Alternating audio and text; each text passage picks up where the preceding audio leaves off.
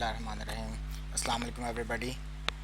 This is Dr. Saad Ahmad, and today we have fifth lecture of the basic electronics course, and today we'll further our discussion about the semiconductor and the devices which we can make using the semiconductor. So let's start. Okay, so after the doping process we were able to create extrinsic semiconductor, and we know now that there are two type of semiconductor, extrinsic semiconductor, and one is the n-type semiconductor and the other one is the p-type semiconductor. So if you look at this diagram shown here, you can see that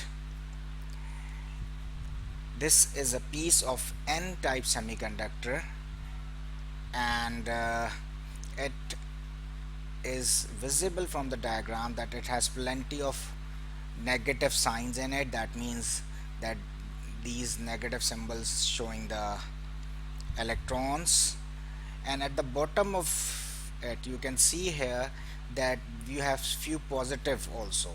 That means in an actual n-type semiconductor, due to thermal energy, there is a possibility that there are some holes present, and they are called minority carriers, and the majority carriers are of course the electrons in this diagram. And if you look at this diagram, you can see it's a p-type semiconductor connected to a battery with positive and negative terminals, and you can see lots of positive signs which is indicating that they all are holes, with few negative signs at the bottom. They are electron produced because of the thermal energy, and the process have just been discussed in earlier lectures. The negative here is indicating the electrons which are minority carriers here in this case of p-type semiconductor, and majority carriers are what? The holes. So we know now that the two type of semiconductors and how they are produced. Okay, here you can see that I have made two diagrams. One is for n-type and the other one is for p-type. Both are connected to a battery. Positive terminal on the top, negative terminal with small bar, positive terminal with the bigger bar, larger bar is the positive one.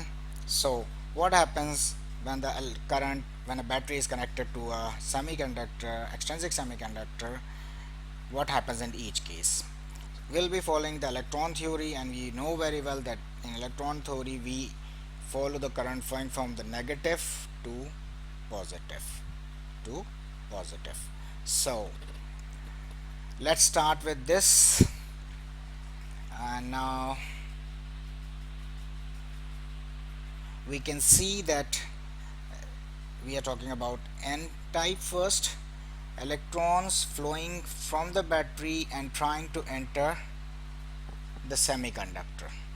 What happens here is a very little quick process in which you can imagine that electrons on either side of the boundary, because of the battery is exerting a voltage, a pressure, the electrons on the outer side has more pressure as compared to the inner side electrons.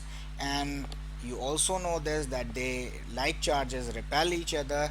So what is going to happen is that the electron which is trying to enter into the semiconductor will push the electron which is inside it, and in this way these electrons push each other, and this blue one enters here, right? And this process continues.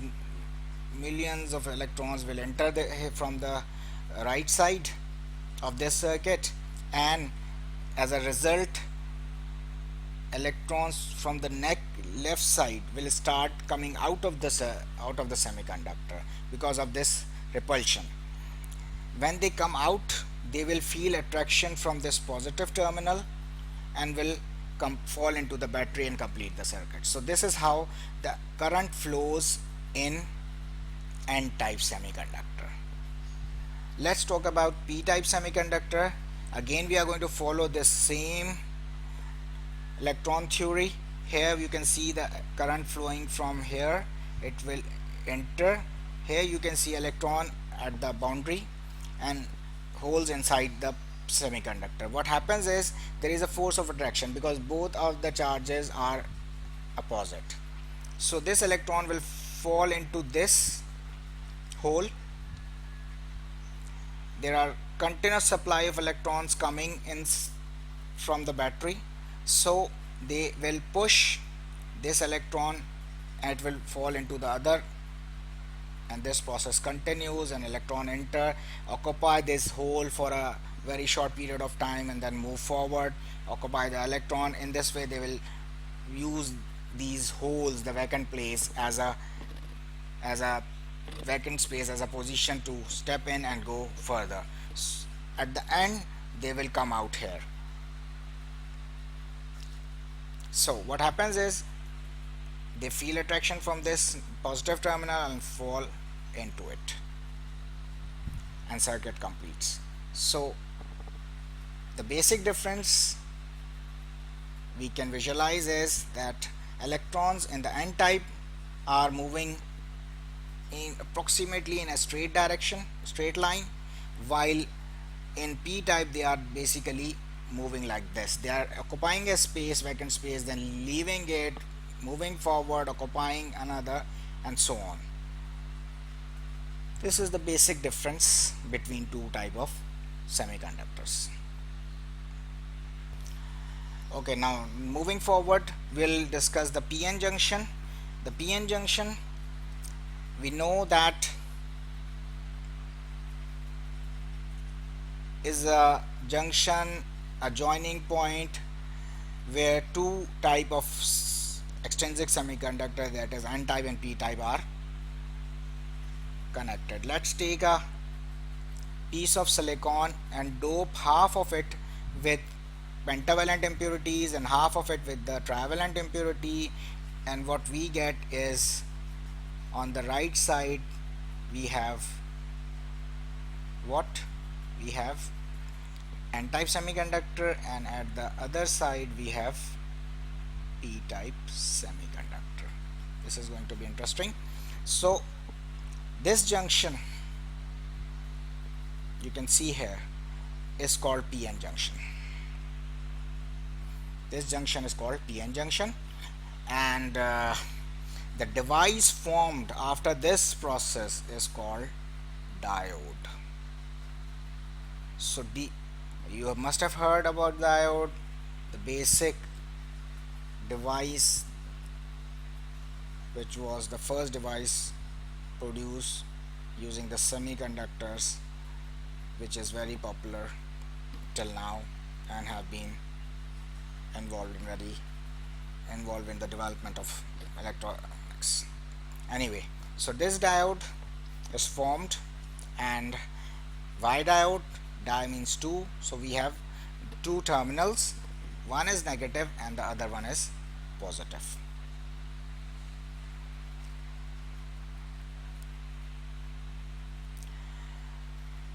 Okay,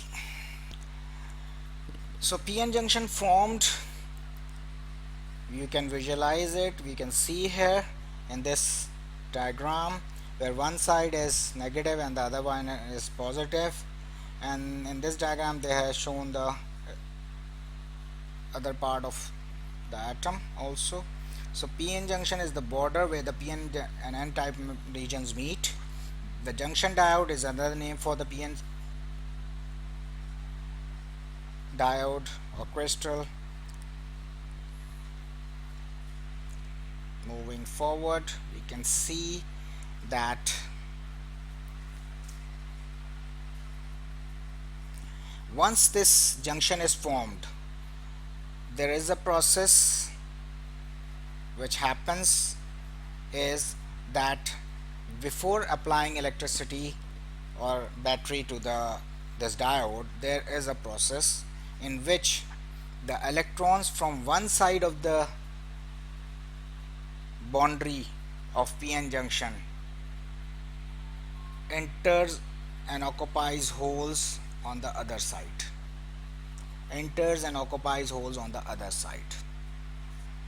When they do, what happens is that they basically complete the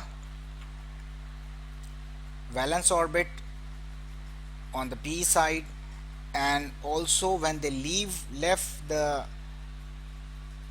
n side, they also complete the valence orbit, because there was excess of electron here, it was deficiency of electrons, so excess goes into deficiency side, and both are now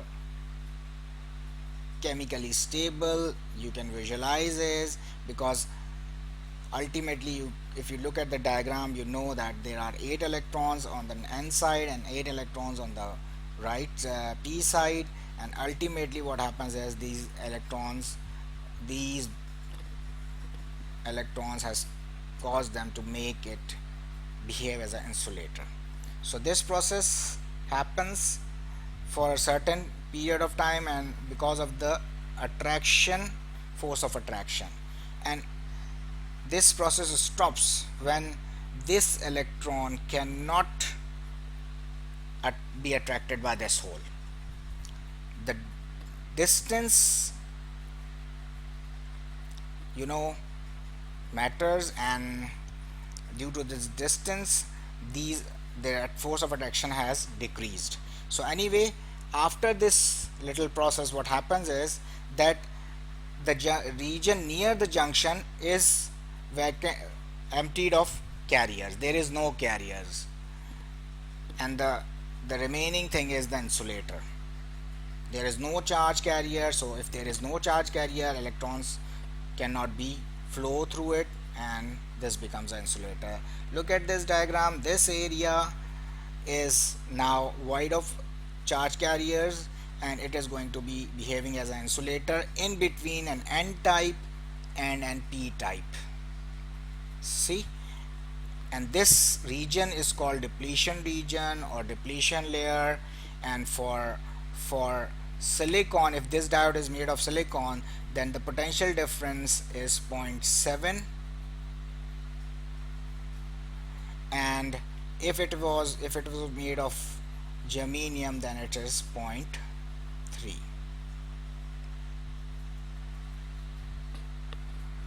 Okay,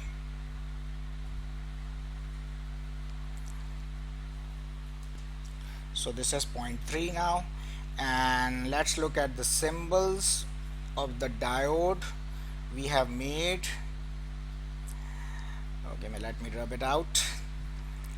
You can see on the right side, this is the diode symbol,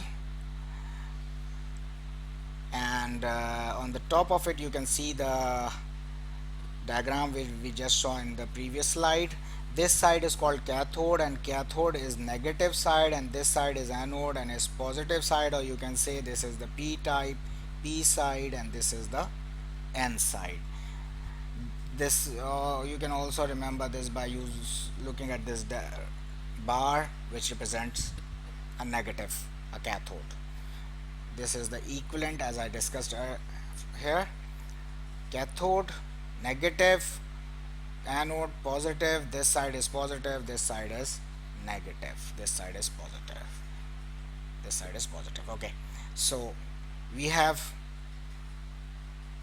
a device called diode, which when we use in a circuit has two type of semiconductor on either side, two terminals, a positive terminal and a negative terminal, and we also know now that it has a depletion layer in the middle of the device, and it has a very important role to play. Okay, this is for today. If you have any questions, you can ask, and we will continue our discussion about diodes in the next lecture. Thank you very much, and Allah Hafiz.